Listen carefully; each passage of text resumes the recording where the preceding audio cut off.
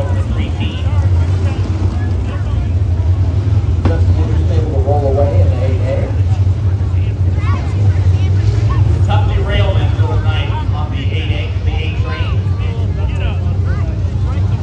So now we'll get the field line back up again. We'll try it one more time.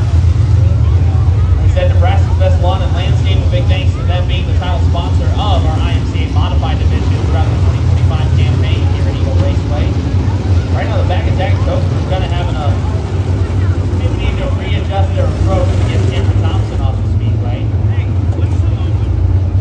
Speaking of Thompson, it looks like Nate out of the pit area. He'll make the play back out.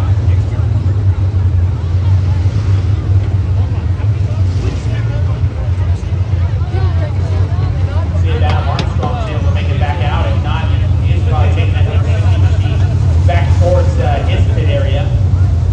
Hey, speaking of King of the Hill, they're coming out with a reboot of it. Yeah, I saw that. Yeah, I get to start my new job and watch the reboot of my favorite show all on the same day. So August 4th is going to be a good one for me. Say you got a flux.